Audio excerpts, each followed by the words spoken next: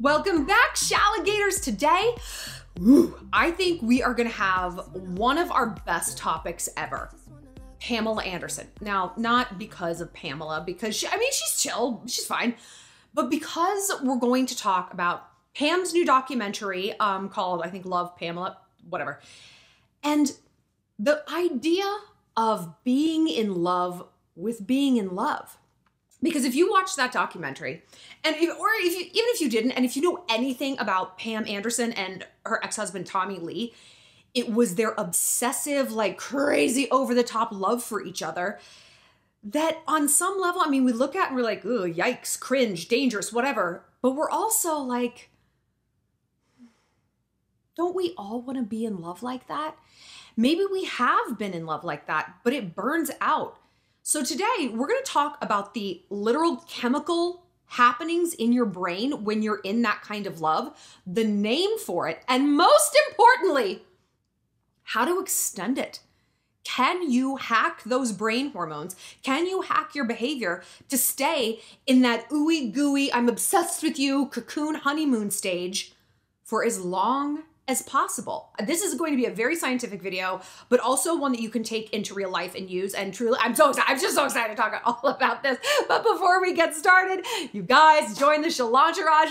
It is our cozy little community online where you can connect with me. We're on group chats all day long. You get a whole bunch of exclusive videos. Today, actually, we did a video because it's Evil Monday. We have Evil Monday, Wisdom Wednesday, Fuckboy Friday, Slutty Saturday, and Serene Sunday. But today, I broke down something Jordan Peterson was talking about in terms of why you're not an adult until you have kids. Jordan, damn it. You know I'm in your corner. Why are you doing me dirty like this? We talk all about it. I'm going to tell you the updates of my dating life. It's just a great little cozy place. And you guys are all connecting and becoming friends with each other. Plus, you get access to my Alpha Academy sexy session tutorials, all of this year's Evil Week, and you're going to get access to some new stuff I have coming out. I don't want to tell you about it until it's ready. Okay, fine. Do you want to know? I am releasing a mini crash course on how to find love on a dating app, from what to put in your profile, what not to, what red flags to look for in a guy's profile, how to take things out of the dating app and into real life, into a date. And I think most importantly, how to go on a date, what to wear according to science, what to talk about, who pays for the check, what to text after. I'm gonna take you through the whole thing. Like, it's a soup to nuts, so I'm super excited for that, and it's something you can sign up for and get straight to your inbox, or if you join the Shallon Entourage, it's gonna be on there, so it's a big bonus. All right, let's talk Pam and Tommy. When Pammy met Tommy. So this documentary was really good. I feel like there's just been this like renaissance of Pamela Anderson lately. And there was the Hulu show Pam and Tommy, is that what it was called? With Lily James and Sebastian Stan playing the title roles. And they were good, but it was basically the saga of the sex tape and how it got out there. I thought they focused way too much on like the guy who stole it, which in reality, nobody knows who stole it. And that's one thing Pam said in the documentary, is that it was hurtful that they were trying to give, you know, a soul sort of to the person who stole this and put it out there. Like, oh, feel sorry for him, or he had his reasons because Tommy's an asshole. And it's like, there is no reason to do something like this aside from greed and being a shit ass person, you know, like this is not the way to go about it. So I wish there would have been more Tommy and Pam and less Seth Rogen. Come for these two sexy leading people. And Seth Rogen. Wah, wah. I mean, what was that whole episode he spent looking for a part for a toilet? Do you remember that? Girl. Okay. So that came out, and then Pam, I think she was also on Broadway doing Chicago, which was cute. And now she had her documentary, and her bio is coming out. Is it already out? Have you guys downloaded it? I definitely want to listen to it. It's her autobiography. I'm pretty sure she narrates it. And she has like a very high, girly, pleasing voice that I enjoy. So I'm like, I'll listen. The documentary on Netflix I thought was really cute. She's very like goofy and endearing, like in kind of a girlish sort of way, which is funny because we all know her as like the sex pot, the sex symbol. So I was too young to remember Baywatch. Like, I guess it was on, but it was like not really a thing. But I definitely remember her like barbed wire era. And this was like, yeah, post sex tape. She was still with Tommy. They would break up and make up a million times. And they would always get their rings tattooed on like Tommy's. And she's like, I changed it to Mommy's. And then I had the tattoo artist change it back to Tommy's when we got back together. And like, now the rhetoric around Pam is like, she's just like the sweet, good girl and she's in love with love and she got taken advantage of on the sex tape. And all of those seem to be true. I mean, all of those are true. But back then in real time, I don't know how else to say this. She was really trashy. She was just like, she was trashy and she was cringe. And I was young and it's like, I didn't even know exactly what she should have been doing different, but I knew that there should have been something different. Actually, I did know what it was. It was her eyebrows. What is with these eyebrows? And she has continued this eyebrow thing. Like she been Trill on these horrible meth eyebrows. Like get them microbladed, girl. You literally look so much older with no eyebrows. It's wild. It is wild. Don't believe me? Open up the Face app and go into there. And there's like an eyebrow remover tool. You're like, oh, this is what I'd look like as a hard-boiled egg, dyed brown. It's great. So I watched the doc, you know, it was cute, whatever. But what stood out to me? A few things stood out. How dirty the media did her. I mean, there are so many things. You know, I hate woke culture and all this shit. But there's so many things that would just have never happened to her today. Like a deposition. She walked into the deposition trying to get her tape, like the sex tape, pulled off the market. And they had like naked pictures of her posted up around the room. And were asking like where she'd like to have sex and all these horrible things. Like, I just don't think that would happen today. I just don't think it would. I hope to God it wouldn't. I mean, right? And the fact that she would go on these late night shows and the guys would be like, what? Like, obviously staring at her tits and making comments about it and asking about it. You know, that was just really so sad. But also, you know, knowing what we know about celebrities, if you don't know this, I'll tell you. When you go on a late night show, they tell you the questions they're going to ask ahead of time. And you're like, like everyone is pretending they haven't heard these jokes and heard this banter before. They have. Like very little of it is like, wow, like out of nowhere. So my takeaway from this doc is like, yeah, the media really sexualized her, but she also played into it. You know, she hammed up that goofy, sexy role and she spun it as like, well, after the sex tape came out, my career was basically dead. And so I started to live the label of like the brainless airhead, you know, I'm just like a fuck toy. Like, yeah, that's me. And I get that. I think that there's so much to be said. We have done videos on what it does to you when there's been a label applied, whether it's you're a nerd, you're a slut, you're the party girl, you're the good girl. Like, it's tough for us because on one hand, we want to be seen. We kind of want to be labeled. It gives us a sort of categorization system. It means that someone's paying attention enough to apply a label to us. Oh, she's the nerd, she's the good girl, right?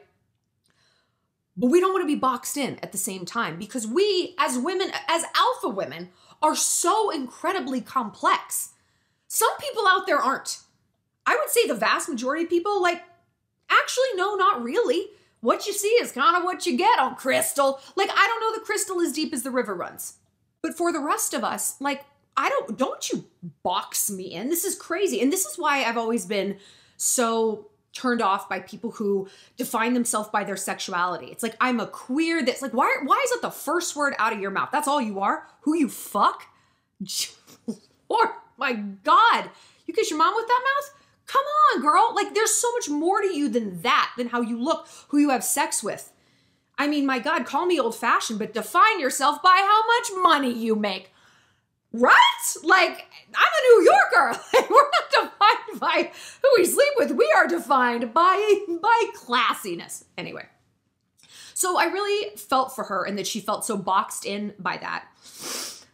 Also, can we talk about her implants? Her first Playboy shoot, like, I know I'm like, oh, they sexualize her. Here I am. I'm like, let's talk about her tits. But her, like, OG tits, her, like, pre-implant boobs were incredible. They were incredible. I'm like, what? Did you see them in the documentary? Her first Playboy thing. And I'm like, God, you know, it's so sad that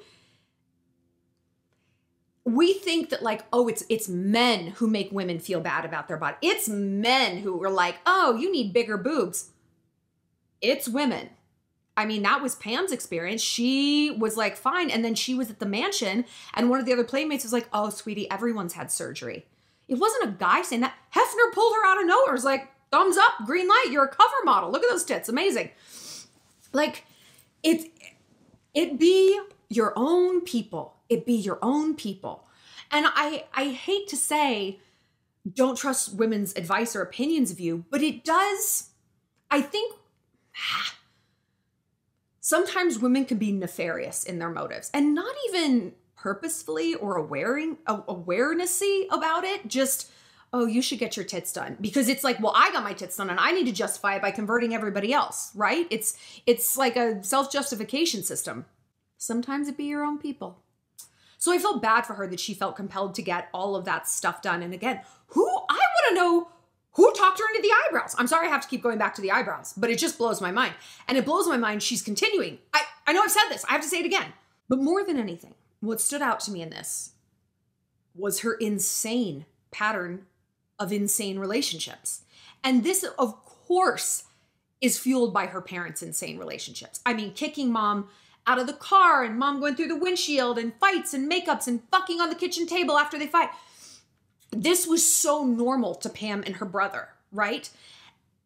It's crazy how much our parents affect us. Because I'm sure Pam demonstrated a lot of self-awareness. She's like, I know, it's not good. Like, I always go for the bad boys. I've always liked the bad boys.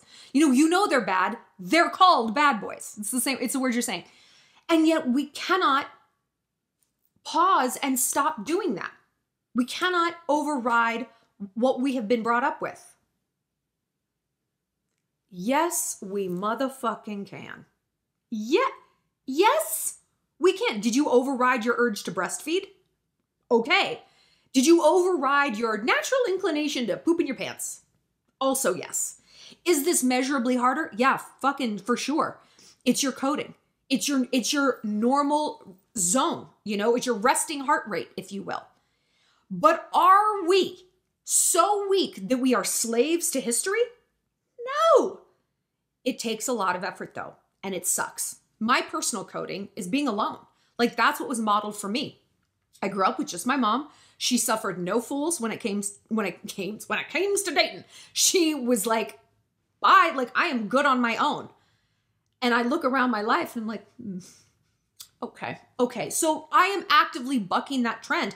And it is difficult to let someone in my life. It is difficult to share the remote. It is difficult to share the bed. It's difficult to share the details of my day. Because I'm like, why bother? You're not going to live up to it. I'm very avoidant, So sit for a minute after you watch this video. Look at what your family dynamic is. Like, sketch it on a piece of paper or ask one of your friends. Ask someone you grew up with. It's like, what do you think my coding is? And then ask yourself, how can you switch in little ways out of that? Like, what are the contention points where that pops up in a relationship? Like, is it, I said I don't want to fucking watch Die Hard again. Okay? Is it that where you're like, you know what? You can watch Die Hard. You can watch Die Hard. It's okay. This is not the hill you need to die on, girl. And maybe if you don't want to share covers, get 2 comforters. There can be 2 comforters existing side by side in one bed. Very often there's like a logical switch for something. But in Pam's case, her coding is this boom and bust emotional economy, Love is inextricably linked with madness and intensity and high highs and low lows. It's not ever an easy domestic love. And my mindset coach, Laura St. John, if you guys don't follow her, she's incredible. She described it to me because I'm a little bit prone that way. And this is part of because my mom traveled for work and she was my only parent.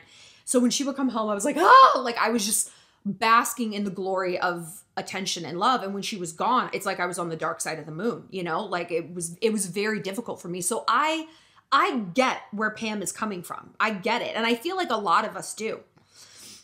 But Laura described it. She's like, you don't want a roller coaster. You want a railroad. You want a railroad. And I'm like, oh, that is such a good analogy, right? Like, railroad, it's constant, it's steady. Now I call this, she's got her metaphors, I've got mine. I call this the fireplace versus the firework. Firework, ooh, bright, flashing, ha! But it's not here for a long time, and if you get too close, it'll burn you. Fireplace takes more effort to get it going. Absolutely, there's a skill to it. Takes a longer time to get going, but it will keep you warmer longer. It will literally keep you alive. A firework, on the other hand, can kill you. Big difference. So Pam has been married 6 times. It says 5, but there's this one dude she married for like 12 days and had it annulled. Tommy Lee, Kid Rock, Rick Solomon, that dude from Paris Hilton sex tape, married him twice. I guess he was a crack addict. And some dipshit named Dan Hayhurst, like a contractor or bodyguard. They just divorced. So she's been married 6 times. Wow. And you know what we call this? There's actually a term for this. Limerence. Limerence. It might not be a word you've heard before. Put a pin in that. We're going to get back to it. Let's talk about her relationship with Tommy Lee. Now, these two met at a club drinking. They licked each other's faces. He basically stalked her down to Cancun, but like in a cute way. Went hotel to hotel calling to see if she was there. And she's like, fuck it. We'll have a drink with him. What's the worst that could happen? Oh, the road to hell is paved with good intentions and very often tequila. They went out to a club. They did a ton of ecstasy. Nowadays, we know that it is Molly or MDMA. It's interesting. In the UK, they call it Miley. I love these little cultural differences. Interesting. Now, if you don't know anything about ecstasy, it's like a flood of, what is it? Serotonin, dopamine, some feel-good hormone. By the way, listen, you cannot do Molly if you are on an SSRI, as in an antidepressant. This is what my doctor told me, because it could blow out your serotonin receptors permanently, like for the rest of your life. Don't fuck with it. Don't fuck with it. Okay. But what this drug does is it's the love drug. You're like, I love everything. Yay. So she was already attracted to this guy. They're on vacation, which in and of itself is this cocoon of like, nothing matters. There's no consequence. It's a beautiful environment. We're wearing no clothes. You factor in drugs. Like, no shit, these two fell in love. And they got married on the beach. What was it? The next day? She said people they met at the club were in their wedding party. And it seemed like it started intense and it remained intense. I'm actually shocked. Like, when you really hear her take you through the intensity of the relationship, it's stunning that it lasted as long as it did. I mean, stunning. They were married for 3 years. I mean, it's not like they dated before that. They were married for 3 years. And it broke up because she said he abused her. And I think this also is something to touch on. Because I think it is something that happens to so many women. And I'm not talking about abuse. I'm talking about the jealousy a man feels for his own children. Right? Because that's what it was. She had been his little toy, his little doll, his little partner in crime. It was them against the world, especially in Hollywood, where it was just this bubble. You know, we see this, we talk about this with Justin and Hailey. Like, they're super codependent on each other, but it kind of works because in Hollywood, your circle is so small. Like, you're not going out and making brand new friends when you're a superstar. You're just not. And it's even hard to meet and date people. You know, everyone knows everything about you. So these babies come along. And I've told you this in terms of my own mom and dad, is like they had a very intense relationship, tumultuous, tempestuous also. And then I came along and my mom was like, this is a baby. You're not a baby. This is a baby. This needs my care. You are actually a grown man. And that seemed to be what the case was more or less with Pam and Tommy. She's like, it is not about you anymore. You need to grow the fuck up. It's about the kids.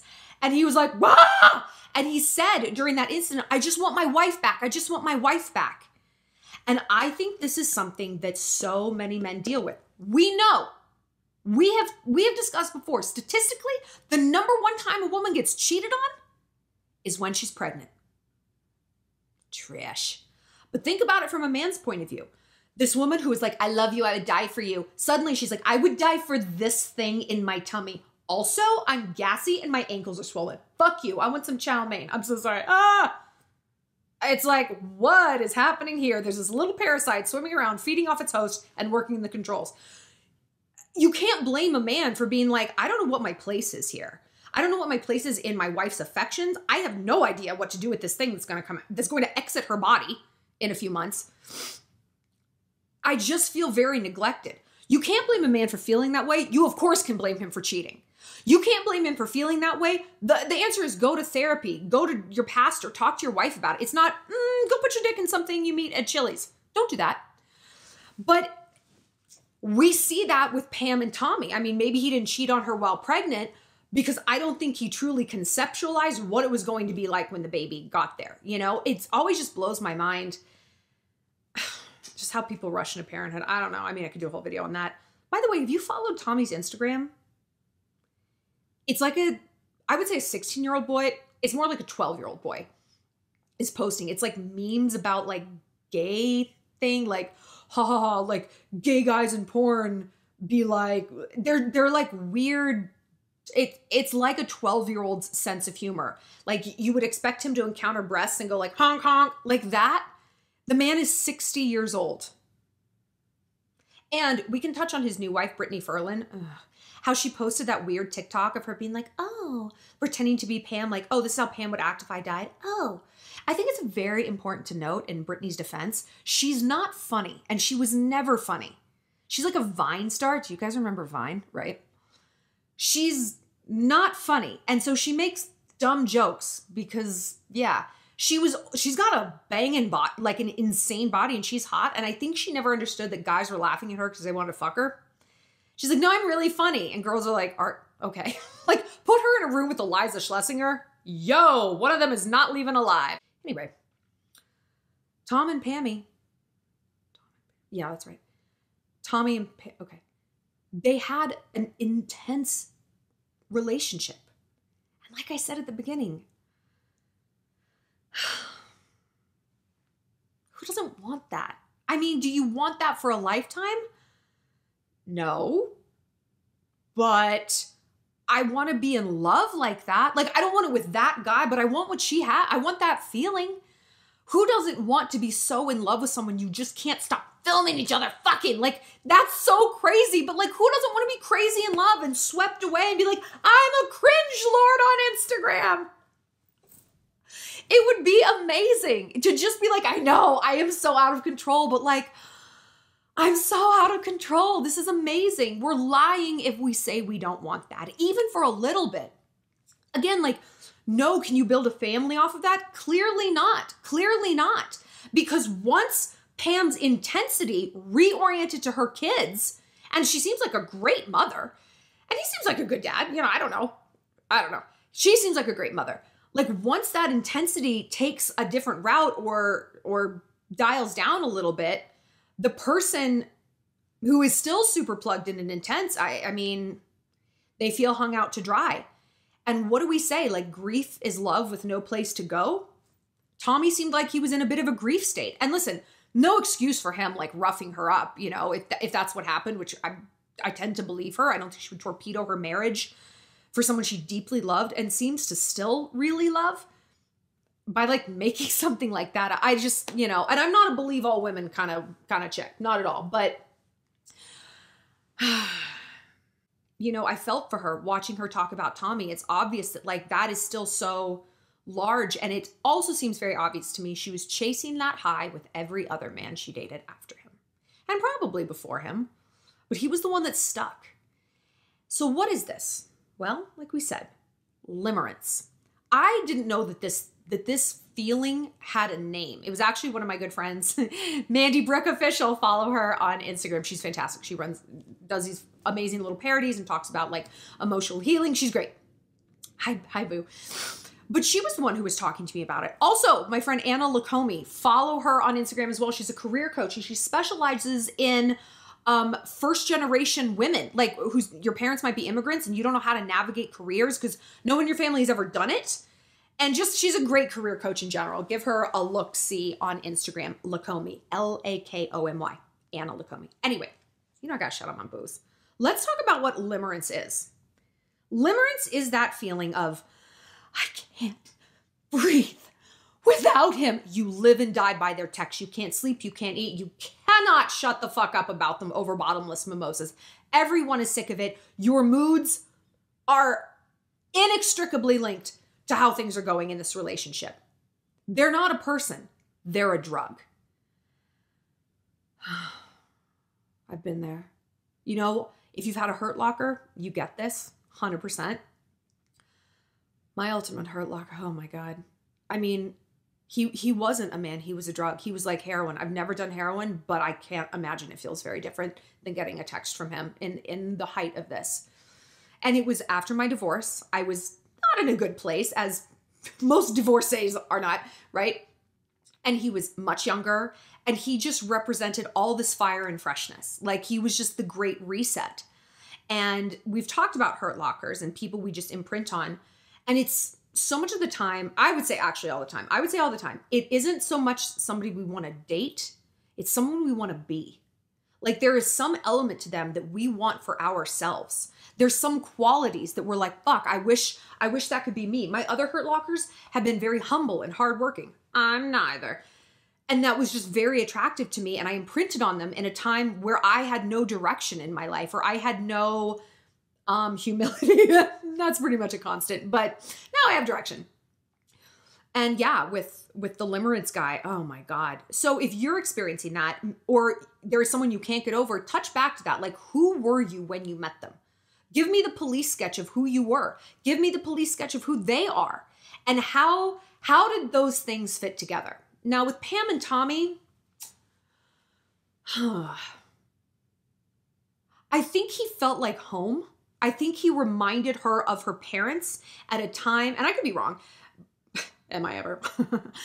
I think weirdly and perversely, he reminded her of stability because he modeled the relationship of her parents.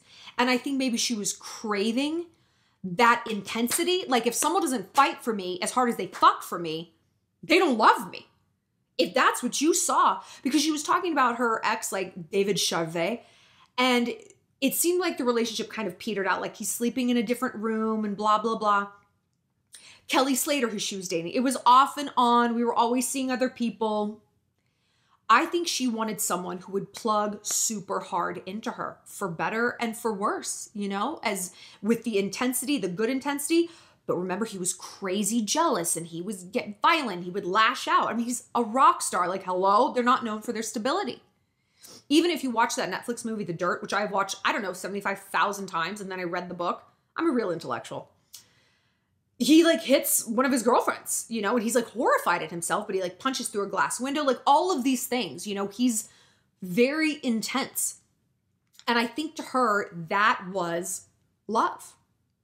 And maybe where she was in Hollywood, sort of adrift, you know, maybe she wasn't because she was on Baywatch, but romantically, I think we know our career can be going great. It doesn't mean we don't feel emotionally and romantically adrift, you know? Honestly, that's where I am right now. Like, career's great. My personal life, I'm just like, fuck. Okay, that's great. So I get it. Limerence. So this is something, it was a term coined in a 1979 book by Dorothy Tenoff, sounds like a real party, called Love and Limerence, The Experience of Being in Love. She described it as an involuntary interpersonal state that involves an acute longing for emotional reciprocation, obsessive compulsive thoughts and feelings and behaviors, and emotional dependence on another person. Yeah, sounds like love. Sounds incredible, right? So limerence is actually biological. When you feel it, you feel out of control. Like for me to not have my limerence guy like have that effect on me, it was like telling me to never be hungry again. It's telling me to stay up all night for 5 days in a row. It was not possible. And I remember saying that to a friend. I'm like, don't you think I understand how unhealthy this is? I completely understand it. Don't you think this is exhausting for me? And don't you think I would change it if I could? And she's like, I think the first two are true. I don't believe the third. You would not change this. You have become addicted to this. She was right. She was 100% right. Because it is a drug response. Listen to this. At the onset of limerence, the pituitary gland, this is so fucking wild, releases neuroepinephrine, dopamine, phenylethylamine, estrogen, and testosterone. Basically, it's this horrible, delicious cesspool of chemical euphoria in your brain. This is not like the inmates are running the asylum. Here's what's interesting though. Limerence bridges the gap from the time you first meet someone, right, until the relationship is more firmly bonded. What does that mean? Do you know what happens at month 6 to 2 years into a romantic relationship? There's another chemical response. It's the releasing of oxytocin, not Oxycontin, unless you live in West Virginia, and vasopressin. These are two things that your brain releases. So first you meet someone and you're like, and you're getting the norepinephrine, testosterone, dopamine, phenylephrine, estrogen, it's just like this horrible like rainstorm of things. Then as you move out of that limerence stage, basically out of the honeymoon stage, your body releases two other things. Oxytocin, which is the bonding hormone. You release it when you breastfeed. You release it when you love something, right? And vasopressin, what is this? Have you ever heard of that? It's a protective hormone. It's a guardian hormone. And it's released when you are guarding a partner or a territory. How the fuck do they know this? How do people know it? This is wild. I just geek out on stuff like this so bad. Like we're fools, right? We think we have all this control over everything and our brain's like, you're a clown. Like the brain is doing these things. It's creating bonding hormones. But let's go back to limerence.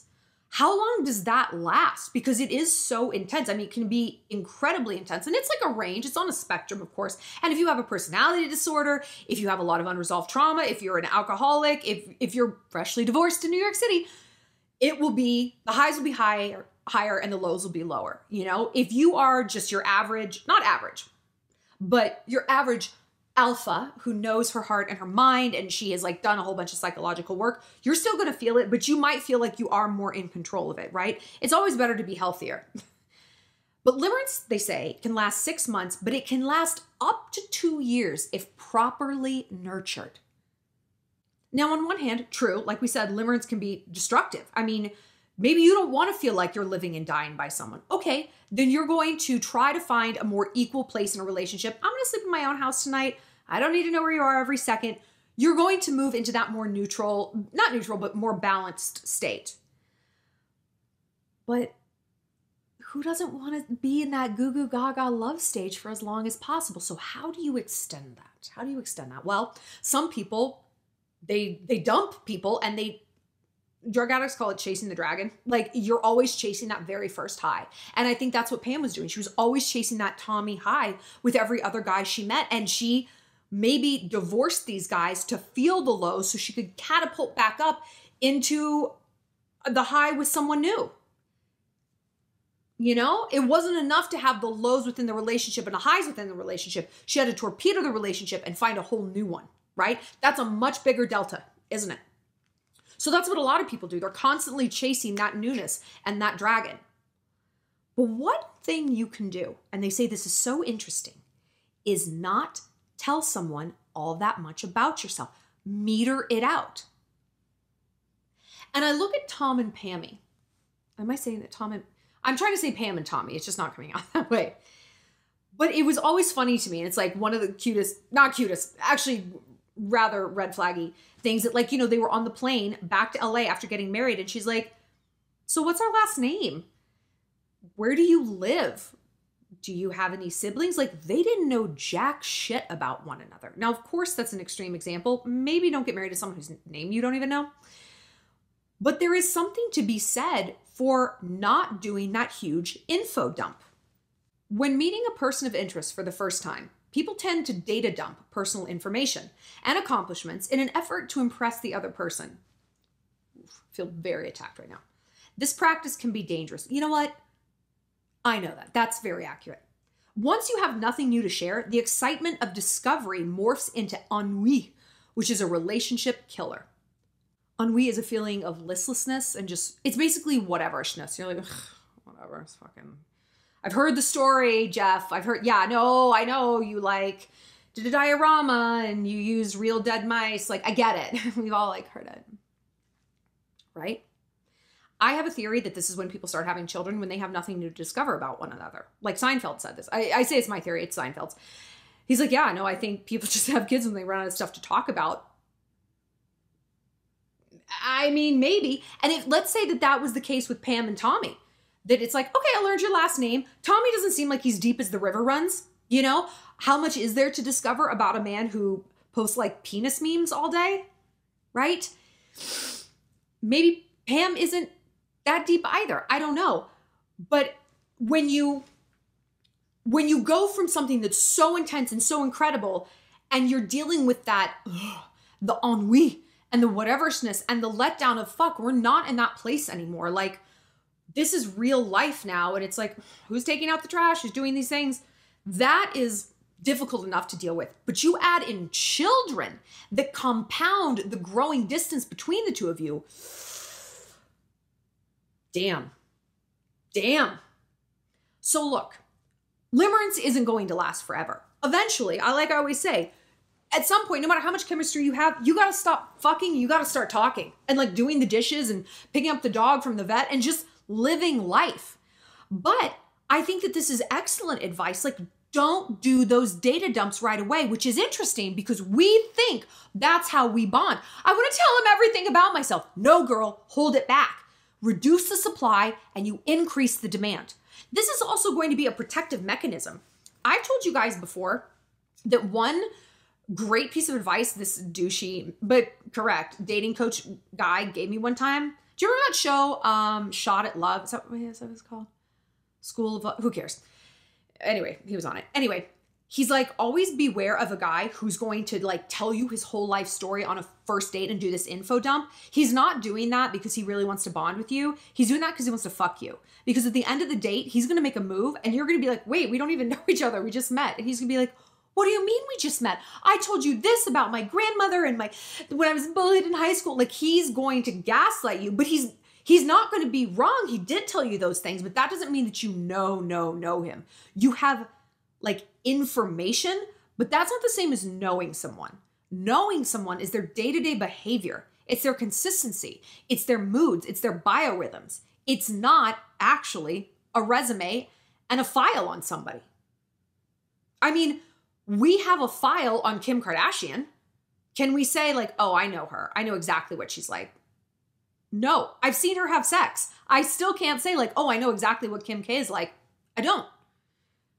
So it's interesting. It's interesting. So make the distinction between information and, I guess, data. Data for me is like action driven. It's results based. It's something you observe yourself and log in a data report. Information is the one sheet. Information is the instruction manual on the back. Like that's what you want me to know about you. I will gather data and I will paint a picture of who you actually are. And that takes time. Here's what else this article says. By the way, this is from Psychology Today. It's very interesting. Just search limerence, you'll probably find it. A better approach is to gradually reveal personal information and accomplishments over months or even years. That way, when the relationship ebbs, you can offer new, intriguing tidbits to give the relationship an emotional boost. So look, limerence might sound like it has a bad rap, and in the hands of lesser people, not us, it can be very, very destructive. And not even in the hands of lesser people, in the hands of unhealthy people. That's what I was when I experienced limerence with my dude after my divorce. I was not in a good place. I was just an absolute open wound of a person, as one can imagine. But I was like, I am just fine. I'm fine. Brother, I was far from fine. But if we are in an emotionally healthy place, if we truly are whole on our own, I mean, as whole as we can be, right? We have a job that lights us up. We have healthy, solid friendships. We have good relationships with our family. We're healthy and we keep in shape. Like, that really does go a long way. We make our beds. We clean up after ourselves. Like, then when someone comes along and we're like, they're not such an emotional getaway car. And that's what my guy James was. He was a getaway car. You know? I needed to get the fuck out of where I was emotionally and what I was feeling and into something better. But that's the thing with vices. They create their own problems. You would never encourage someone who just got a divorce or out of a relationship or quit their, whatever your like trauma state is, you'd never be like, have you tried Oxy? Or maybe like meth, if you like an upper, like do you just want to maybe like pick up a casual meth habit? You would never encourage that. You would never tell yourself, I think what's missing here is Oxy. You would say that's a bad idea because it's not going to solve this underlying problem. It's going to now create a secondary problem that is measurably worse. So now I have two problems. And yet we do that with people and we skew it as wonderfully positive. Oh, I just need to jump into a new relationship. I don't need to like sit and heal and like be okay with myself or go to therapy or do anything like that. I need a different man. Okay? And then I was mourning two people at once. I was mourning my husband and I was mourning him. And it was a nightmare and took me a very long time to get over. But like I said, if you are more healthy and you experience this limerence, which I hope you do, because it's the wonderful, gooey, rosy mist of being in love, the way to extend it is to not do that info dump. Girl, play a little hard to get. Oof. I've always said, I can't play hard to get. I have to be hard to get. And I do that. I can't be like, I'll just respond in 3 hours. Is it 3 hours? No, it's not. Okay. How about, nope, still not now. I can't fake it. Like, I am the most obvious bitch in the world when I really like someone. So I have to keep my schedule full to the brim. And I identify when I'm the weakest. For some people, maybe it's first thing in the morning. They wake up and they look at their phone. They're like, Brian, no, where are you? Or whatever it might be. When is your weak spot? Like, is it at night when you're tired? Is it after you drink? Is it when you get off your shift at work? Really hone in on that and then put something in place to fill that gap. I used to call my ex-boyfriend driving home from work. Now I'm super fucking sad when I don't. I miss him. I'm going to call my sister instead. I'm going to listen to an audiobook, whatever it might be. Do a simple switch and see if that helps. Do what you have to do to not always be reaching out to this person and to be so emotionally dependent on their responses, right? Because that sucks. And like we just learned, it's not super effective. If you want this feeling to last, if you truly want this gooey, squishy, in loveness honeymoon phase to keep going, you got to play it smarter, not harder. But I don't want to. Again, once upon a time, you poopa your pants. You poopa your pants. You overcame it, girl. And you were like 2, right? You did that. That's a big thing. You can do this. Cowboy the fuck up. Get a little self-control. Get a more than a little busy schedule. And set yourself up for success instead of a firework. You want maybe a firework that creates a spark that lights the fireplace. You want the roller coaster that evens out nice and pretty into this great little scenic railroad, don't you? Lesser people can't do this, but we can. I mean, not to be a douche, I am. We are the best of us. We are. We're smart. We're curious. We're dynamic. We're motivated. We have glossy lips and perky titties. If we can't do this, who can? It's our responsibility to sort of plant our flag on the limerence frontier. Be like, no, I figured out, I've cracked the code for this. Let the crystals and the Pams and the Tommies flame out. That's not what we do. Just keep on burning brighter and brighter. I want to know your thoughts on limerence. When have you experienced it? And do you look back and you're like, I miss it? Or, I mean, for me, it's like, I miss it, but it was madness. And we all miss madness. You know, who doesn't miss intensity? Especially when life feels bland, you know? And I think that that's a huge time that you're susceptible to limerence. It's like, this is the bright, shiny thing that I've latched onto and I don't want to let it go. So instead of going from bright, shiny thing to bright, shiny thing, you know, that eventually flames out, firework to firework, how can you make your life more bright and shiny on its own? What can you do? What are you not addressing? And what are you using these men for? Maybe if Pam had asked herself that question, and maybe she has, but maybe she had really like gone deep down that rabbit hole, she wouldn't have 6 husbands. I want to know what you have to say about Pam and Tommy also. What was your takeaways from this? I know that there's a bunch of stuff I'm forgetting, and we can do a secondary video because I think there's just so much to talk about with her. Please go to Tommy's Instagram. I beg you. And also join the Shallontrage at the link below. Come connect with me. It's so fun. It's such a great little community. We chit chat all day long. And like I said, you get access to my sex tutorials, Evil Week, the upcoming Tinder course, and of course, like 3, 4, 5 new bonus videos a week from me, covering everything from evil to sluts to serenity. I'll see you later, Shalligators.